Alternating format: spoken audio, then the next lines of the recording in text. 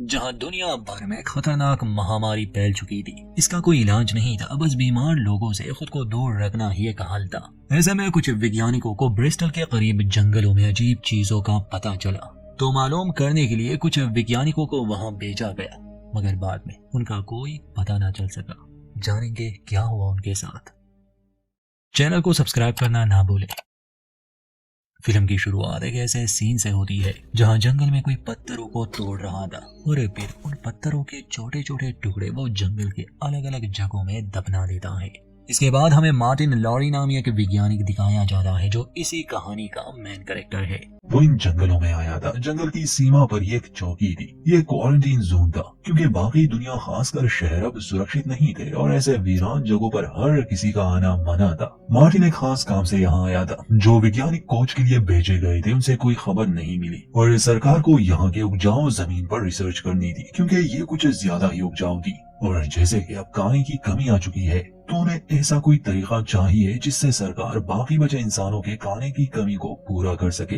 मगर मार्टिन का असली मकसद ये नहीं था। ओलिविया वेंडल नामी एक वैज्ञानिक को कुछ साल पहले इन जंगलों में भेजा गया और पिछले कुछ महीनों से उसकी कोई खबर नहीं आई। यहाँ आने से पहले उसके और मार्टिन के बीच संबंध थे। असल में वो उसे ढूंढना चाहता था मगर बाकी लोगों को इस बात का पता नहीं था। उन्हें तो यही लग रहा था कि वो बस रिसर्च के लिए आया है। चौकी पर पहुंचकर सबसे पहले तो उसे सैनिटाइज किया जाता है, उसके टेस्ट लिए जाते हैं क्योंकि जो वायरस दुनिया में फैल चुका है वो बहुत ही खतरनाक है। यहाँ इस चौकी पर तैनात ये लोग काफी समय से यहाँ रह रहे हैं। बाहरी दुनिया से इनका ज्यादा संपर्क नहीं होता, बस सरकार जो आदेश देती है ये लोग उसी का पालन करते हैं। खैर मार्टिन के रिसर्च में उनकी कोई दिलचस्पी नहीं थी, बस वो कुछ सवाल पूछते हैं और उसके डॉक्यूमेंट्स चेक करते हैं। मार्टिन को जंगल के जिस हिस्से में जाना था वो यहाँ से 2 दिन की दूरी पर था। ये लोग किसी गाड़ी का इस्तेमाल नहीं कर सकते थे, इन्हें पैदल ही जाना होगा। मार्टिन के साथ यहाँ की एक गाइड भी जाने वाली थी, एल्मा उसका नाम था। दोनों की मुलाकात होती है। जिस घर में मार्टिन रुका था वहाँ की दीवार पर एक पुरानी पेंटिंग थी, एक डरावनी सी पेंटिंग जिसमें कुछ इंसान पूजा कर रहे थे और बलि दे रहे थे, शायद किसी देवता के लिए।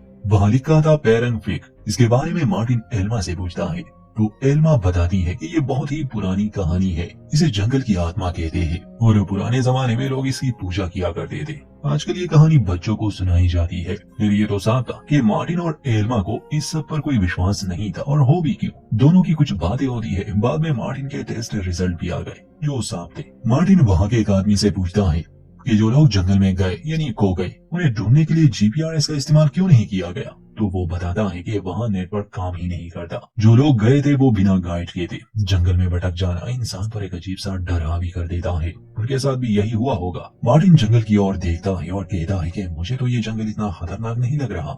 रात वो यही बिताते हैं। फिर अगले दिन सुबह सवेरे ही ये अपने मंजिल के लिए निकल गए, सिर्फ मार्टिन और एल्मा। मार्टिन ज्यादा बाहर नहीं निकला था, तो जंगल में इतना लंबा सफर ये उसके लिए पहली बार था। चलते चलते वो एल्मा को बताता है कि डॉक्टर ओलिविया को वो अच्छे से जानता था क्योंकि यहाँ आने से पहले दोनों ने एक साथ काम किया था। एल्मा का कहना था कि पहले उन्हें ओलिविया से लेटर्स मिलते थे मगर 6 महीनों से उसकी कोई खबर नहीं आई। रात होने से पहले ये कैंप लगाते हैं, खाना खाते हैं। जंगलों में जानवरों की अजीब आवाजों से मार्टिन को नींद नहीं आती। सुबह होने पर ये अपने सफर को जारी रखते हैं। रास्ते में इन्हें एक टेंट मिला जिसे बांध दिया गया था। एल्मा कहती है कि मुझे याद है यहाँ एक पहली बार आया था और फिर वो लौट के नहीं आए। ये टेंट जरूर उन्हीं का होगा। ये जानकर इन्हें दुख भी होता है और डर भी लगता है कि शायद वो मर गए। खैर अब तो कुछ नहीं हो सकता, इसलिए ये लोग आगे बढ़ते हैं। अंधेरा होने से पहले ये एक बार फिर से कैंप लगाते हैं मगर रात को इन पर हमला हुआ। तेज रोशनी चमक रही थी जिससे इन्हें कुछ भी दिखाई नहीं देता। इन्हें खूब मारा पीटा जाता है और इसके बाद ये अपने होश में नहीं रहे।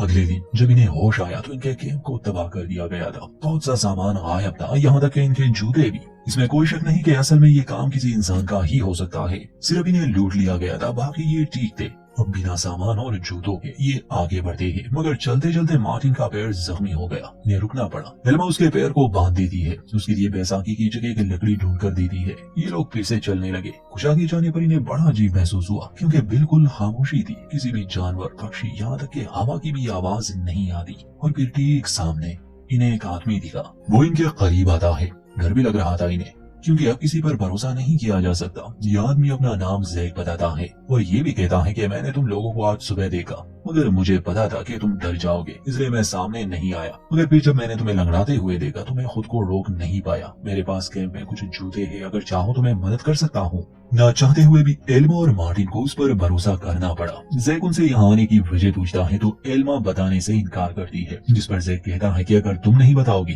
तो मैं भी अपने बारे में कुछ नहीं बताऊंगा, बस तुम लोगों की मदद करूंगा और फिर यहाँ से चले जाना। कैंप पर पहुंचकर एल्मा और मार्टिन देखते हैं कि जैक के पास बहुत सा सामान है, शायद वो यहाँ काफी समय से रह रहा है। उसकी बातों से लग रहा था कि बाकी दुनिया से दूर वो यहाँ काफी खुश है। कैंप में आने के बाद जैक मार्टिन के पैर का जख्म देखता है, जिस पर वो कहता है कि ये जख्म काफी गहरा है, इस पर टांके लगाने होंगे। तो वो जल्दी से सुई धागा लिए मार्टिन के पैर पर टांके लगा देता है, फिर उन्हें जूते देता है, यहाँ तक कि खाना और पानी भी। और अंत में वो उन्हें अपनी तरफ से एक शरबत पिलाता है जो बहुत मीठा था। मगर जल्द ही मार्टिन और एल्मा को समझ आया कि इसमें नशा है और जैक तो बस अच्छा होने का नाटक कर रहा था। जैसे ही दोनों बेहोश हुए, जैक दोनों के कपड़े उतार देता है, उन्हें अपने बनाए कपड़े पहना देता है और उनकी कुछ ऐसी तस्वीरें लेता है जैसे वो लोग मर गए हो और यहाँ किसी तरह का शैतानी रस्म चल रहा हो। जब दोनों को होश आया तो जैक ने उन्हें कुर्सी से बांध दिया था। वो जैक से विनती करते हैं कि वो उन्हें जाने दे, मगर जैक जो काफी अजीब और खतरनाक इंसान था वो कहता है कि इतनी आसानी से मैं नहीं जाने दे सकता, ये मुमकिन ही नहीं। जो तस्वीरें उसने ली थी वो उन्हें दिखाता है, जिससे एल्मा और मार्टिन और घबरा जाते हैं। अगले दिन वो उन्हें बाहर ही बांधे रखता है और उनके सामने अजीब अजीब सी बातें करता है। वो किसी अदृश्य शक्ति के बारे में बता रहा था जो इस जंगल में रहती है और जैक ये दावा कर रहा था कि मैं उससे बात कर सकता हूँ। तुम्हारा यहाँ आना कोई इत्तेफाक नहीं है और बाहर की दुनिया सुकड़ रही है। एल्मा और मार्टिन को कुछ भी समझ नहीं आता। अगली रात जैक आकर मार्टिन को बताता है कि तुम्हारे पैर का इन्फेक्शन बढ़ गया है और मुझे तुम्हारी कुछ उंगलियां काटनी पड़ेगी। ये सुनकर एल्मा और मार्टिन दोनों से मना करते हैं, क्योंकि जैक ये अपनी कुल्हाड़ी से करने वाला था, वो कोई डॉक्टर नहीं था। मगर वो नहीं मानता और तुरंत ही मार्टिन की 2 उंगलियां काट देता है। मार्टिन बेचारा दर्द से तड़पने लगा, यहाँ तक कि वो बेहोश हो गया। उंगलियां काटने से पहले जब मार्टिन और एल्मा कुर्सी से बंधे हुए थे तो मार्टिन को वहाँ एक ब्लेड दिखा, जिसके बारे में उसने एल्मा को बता दिया था कि उसकी मदद से वो अपनी रस्सियां काटकर खुद को आजाद कर सकते हैं। मगर फिर जैक आ गया। कुछ घंटे बाद जैक मार्टिन को बाहर ले जाता है, क्योंकि इस बार वो उसकी बलि देने वाला था। वो उसे वो अजीब से कपड़े पहना देता है, आसपास कुछ चीजें रख देता है। एल्मा टेंट में ही थी। किसी तरह वो उस ब्लेड को हासिल कर लेती है, खुद को आजाद कर देती है। जैक को शक हुआ तो जब वो अंदर आया तो एल्मा उस पर हमला कर देती है। जैक घायल हो गया। एल्मा को मौका मिल जाता है, इसलिए वो तुरंत ही मार्टिन की तरफ भागती है, उसे छुड़ाती है। इन लोगों ने पहले ही प्लान बना लिया था कि ये अलग अलग दिशा में भागेंगे।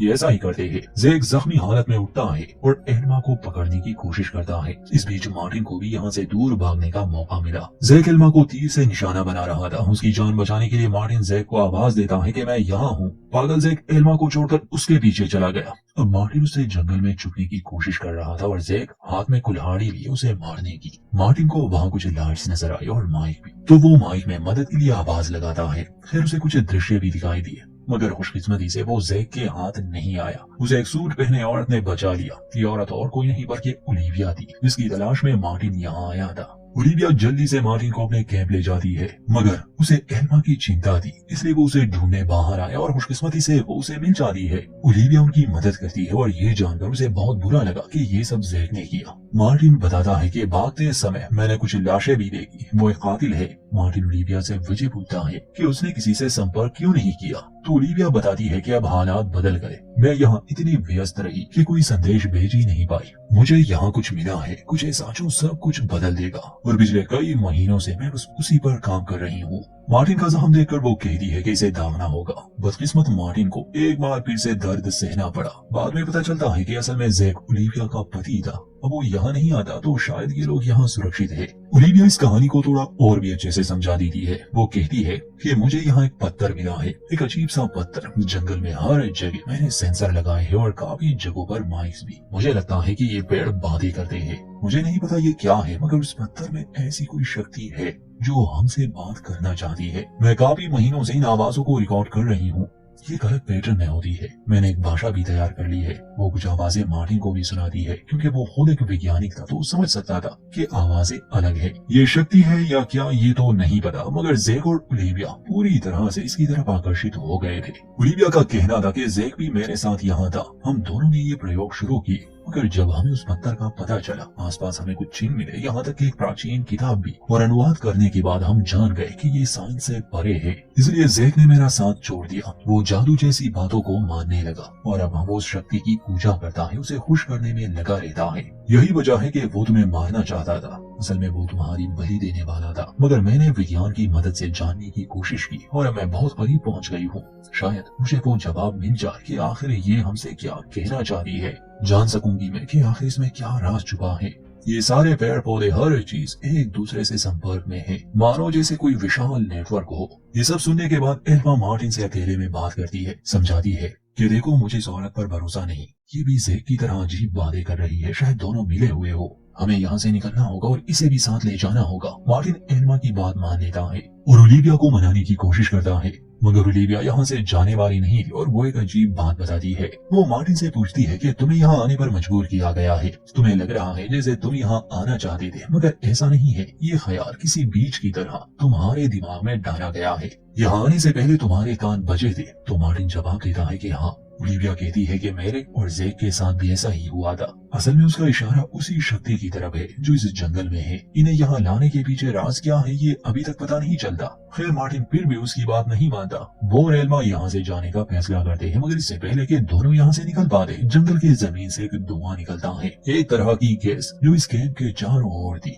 और इसमें सांस लेना इंसान पर काफी बुरा असर करता। ओलिविया सलाह देती है कि वो अभी ना जाए, इंतजार करे, मगर बाद में दोनों ओलिविया से उसका सूट मांगते हैं। एल्मा पहले जाने वाली थी, इसलिए मार्टिन उसकी कमर पर एक रस्सी बांध देता है। अगर वो बेहोश हुई तो उसे वो वापस खींच लेगा और ऐसा ही होता है। एल्मा बस थोड़ी ही दूर चली गई थी कि उस पर गैस का असर होने लगा। उसे अजीब से दृश्य दिखाई दिए। मार्टिन उसे वापस खींच लेता है। वो बहुत डरी हुई थी और बार बार कह रही थी कि मैंने उसे देखा, वो बहुत विशाल है। रात को जब ये लोग कैंप में थे तो ज़ेक आता है। वो सीमा पर ही खड़ा था, हाथ में फ्लायर लिए। मार्टिन और एल्मा उसे देखकर घबरा जाते हैं कि ये पागल सनकी फिर से उन्हें मारने की कोशिश करेगा। ओलिविया उससे बात करने गई। वापस आने पर वो बताती है कि वो बस शक्ति से बात करना चाहता है और ये सिर्फ मार्टिन की वजह से ही मुमकिन है। तो ओलिविया उसके लिए गाढ़ा तैयार करती है जो मार्टिन को पीना होगा। ये लोग समझ गए थे कि ज़ेक और ओलिविया मिले हुए हैं और मार्टिन आसानी से उसकी बात इसलिए मान गया क्योंकि वो एल्मा को मरने नहीं दे सकता था। उसने मार्टिन की जान बचाई। तो दोनों एक पेड़ के नीचे बैठ जाते हैं। मार्टिन उस गाड़े को पी लेता है। ओलिविया का मानना था कि चूंकि इस शक्ति ने मार्टिन को यहाँ बुलाया है तो वो इसी से बात करना चाहती है। तभी एक तेज आवाज से दोनों सर पकड़कर बैठ गए। एल्मा ओलिविया के पास जाती है ताकि उसे बता सके, मगर ये देखकर वो समझ गई कि ये ज़ेक से भी बड़ी पागल है। उसके वर्कशॉप में अनगिनत लोगों की तस्वीरें भी, ये वही लोग थे जिसे उसने मारा। तो एल्मा उससे लड़ने लगी, उसे जख्मी करके बाहर आती है। ज़ेक मार्टिन को मारने वाला था मगर एल्मा पहुंच गई। पहले तो वो ज़ेक की आंख फोड़ देती है और बाद में उसका किस्सा ही खत्म कर देती है। कुछ ही देर में वो जहरीली गैस पूरे जंगल में फैल गई और एल्मा उसमें बुरी तरह फंस चुकी थी। काफी समय तक उसे अजीबोगरीब चीजें दिखाई दे रही थी और अगली सुबह जब वो उठती है तो वो पूरी तरह से बदल गई थी। ठीक सामने ही ओलिविया खड़ी थी। शुक्रिया कहकर वो वहीं मर जाती है, मानो जैसे उससे कोई साया उतर गया हो। और अब उस शक्ति ने एल्मा को अपना शिकार बना लिया था। वो मार्टिन के पास आकर अजीब से लहजे में कहती है कि चलो तुम्हें इस जंगल से बाहर ले जाओ, और यहीं पर इस कहानी का अंत होता है। दोस्तों, आजकल ज्यादातर फिल्में सीधी सादी नहीं बनाई जाती। ऑडियंस का अटेंशन पाने के लिए कहानी को कुछ ऐसे अंदाज में दिखाया जाता है ताकि दर्शक सोचने पर मजबूर हो जाए। तो ये भी कुछ ऐसा ही था। फिर अब दुनिया में पहली महामारी शायद इस शक्ति की वजह से थी। जैसे कि उस पुरानी कहानी में से जंगल की आत्मा कहा गया है, तो ये शक्ति नेचर की तरफ इशारा करती है जो कि अब जाग गई है और इंसानों को सबक सिखा रही है, क्योंकि इंसान प्रकृति को नुकसान पहुंचाते हैं, इसमें तो कोई शक नहीं। और इन लोगों को जंगल में लाने के पीछे यही एक मकसद हो सकता है कि इंसान की एक नई नस्ल उभर कर सामने आए जो कि प्रकृति से प्यार करे, उसका ख्याल रखे। और शायद इसीलिए प्रकृति को किसी सही इंसान की तलाश थी जो एल्मा या फिर मार्टिन हो सकते हैं।